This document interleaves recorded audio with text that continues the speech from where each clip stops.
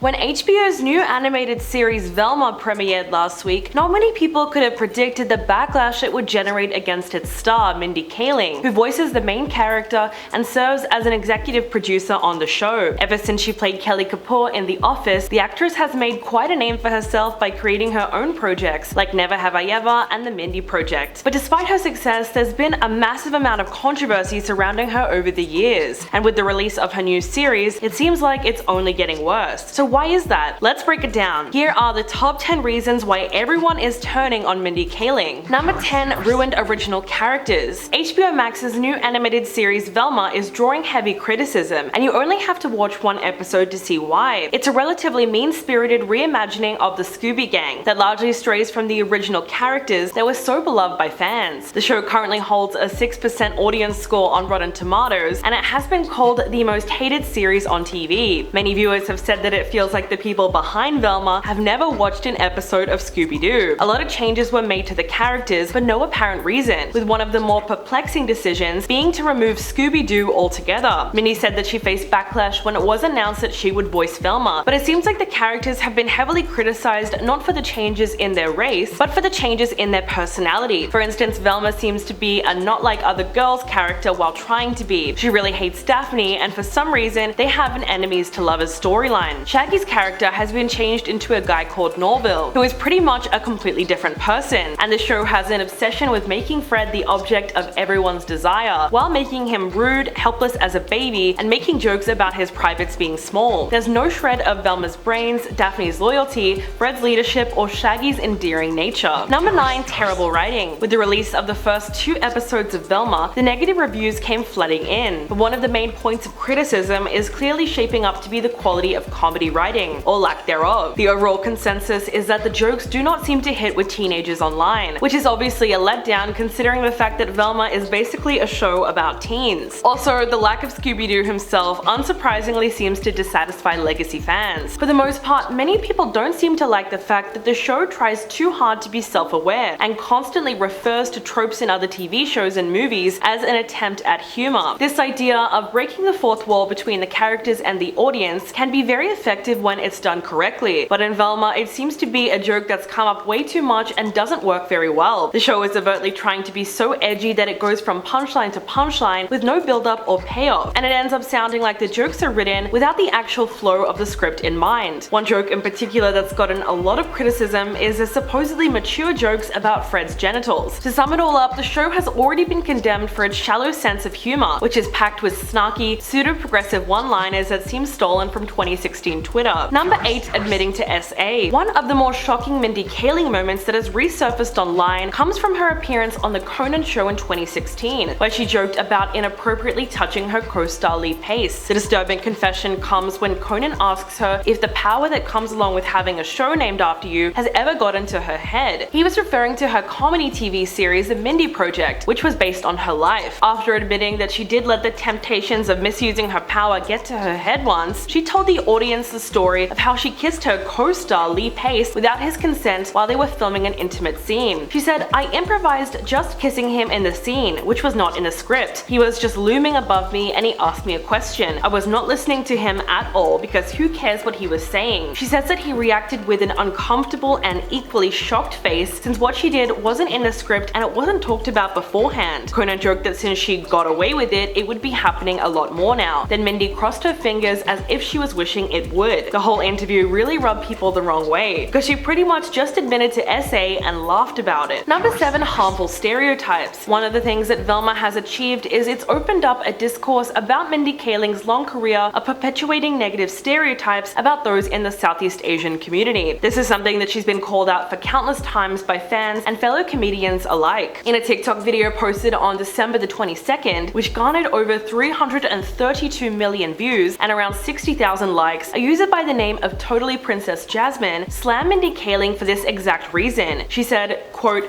"Mindy Kaling, just because you are an Indian loser does not mean that Indians are losers. At this point, you're genuinely doing more harm than good." An overwhelming number of people have accused Mindy of writing and performing a specific kind of Indian woman that is usually depicted as dorky, self-absorbed, and insecure. This criticism towards the actress is also connected to her involvement in another HBO Max series, The Sex Lives of college girls, which she also created and produced, where in one particular scene, one of the characters, Bela, talks to her parents and tells them how she was formerly an Indian loser. And yes, that part really rubbed people the wrong way. And Velma seems to be stuck in that exact same stereotype. If anything, fans have made it clear that they have had it with the self-loathing jokes and the overall poor representation of the culture. Number 6 supports J.K. Rowling. Last October, Mindy was slammed by thousands on social media over her apparent support of the author. The original tweet came from a trans activist who asked J.K. Rowling, "How do you sleep at night knowing you've lost a whole audience from buying your books?" She responded by saying, "I read my most recent royalty checks and find the pain goes away pretty quickly." The person who originally tweeted at her was hoping that she would take some kind of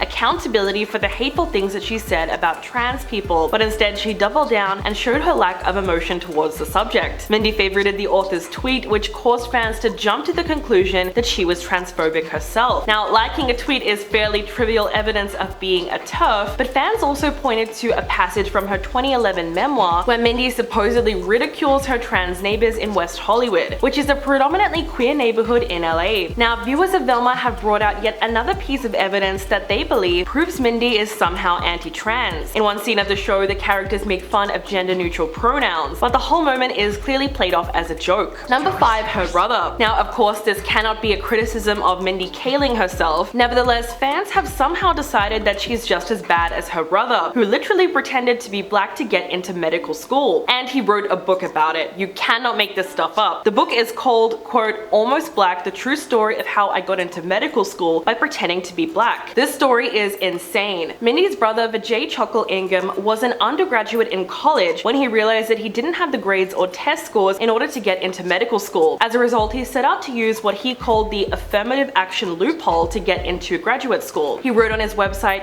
quote, "I shaved my head, trimmed my long Indian eyelashes, and applied as an African American. Not even my own frat brothers recognized me." He then went on to say, "I joined the organization of black students and used my middle name Jojo." He went on to say, "Vijay, the Indian American frat boy, became Jojo, the African American med school applicant." So it's no surprise that the book was immediately labeled as racist and exploitative. Although Mindy herself has denounced it, many people still view it as a stain on her own name and further evidence that she deserves her downfall. Number 4 changes her views. In 2007, Mindy wrote a piece in her own personal blog, which has since been deleted, that was titled "Why I Strike," which is often cited when people like to argue that she is a secret Republican. Throughout the blog, the actress discusses her views on a Writers Guild strike. She wrote, "What most people don't know about me is that I'm way conservative. When rumors were circulating this summer about a possible strike, I was annoyed. I was like, I like working, man. I get paid really well to work on a show that people actually like. Screw this." Even though she eventually did a 180 and admitted to changing her opinion on the Writers Guild strike, she hasn't seemed to change her conservative views entirely. In fact, Michael Schur, a producer that worked with Mindy on The Office, spoke to Vulture in 2012 and claimed that she supported the right to bear arms and that she was planning on voting for George W. Bush in the 2004 election. So despite denying that she was a Republican, her history just did not sit right with a lot of left-leaning individuals. And if you can believe it, there was even a whole group of people on Twitter who theorized that Mindy intentionally set up her new series to fail because she is a secret conservative. Now that is really crazy. Number 3, the nudity. Much of the criticism against the show and its creator comes from its wildly inappropriate depictions of such young cast members. Now, this is a tough one because in Mindy's version of Velma, the characters are supposed to get into more adult situations, and their storylines will also be altered to fit into this category. However, the trouble really comes in when you consider what age the characters are supposed to be. Many viewers made it clear that they were uncomfortable with the sexual nature of the animated series starring a cast of high school age characters. One user tweeted, "No shade against Velma, but I can't be the only person a bit weirded out at adult animated comedies taking place in high school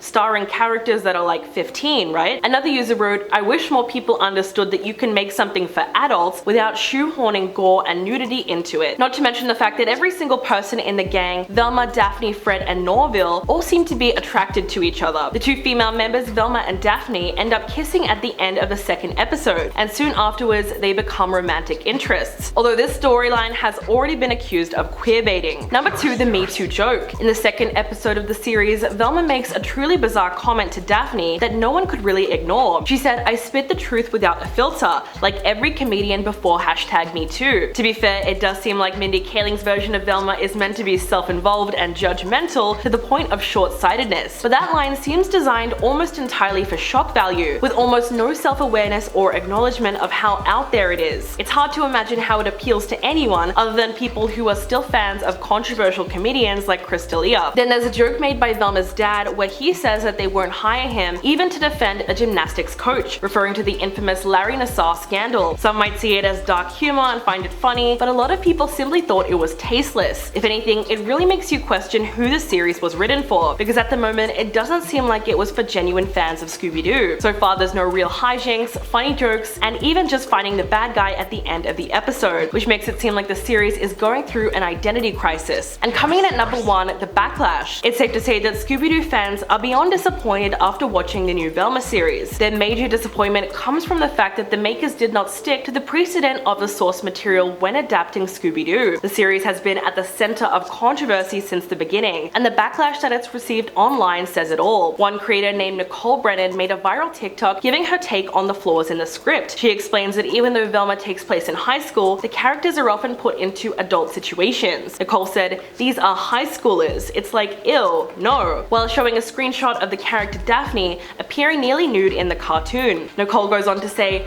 "Plus, Velma, Daphne, Shaggy, and Fred just don't feel anything like their original characters. This is just Mindy Kaling playing the same character she always plays. There's not a crumb left of the original character's distinct personalities. There's just stereotypes on top of stereotypes." Twitter also had a big reaction to the new series. One user wrote, "The more I watch this, the more I think this is just a story of Mindy Kaling's high school experience with the words Velma slapped over it. Garbage." So overall, you can see that the reviews are pretty harsh. Well, that's everything that we have on the list for today. Please let me know what you think in the comments below, and I'll catch you in the next one.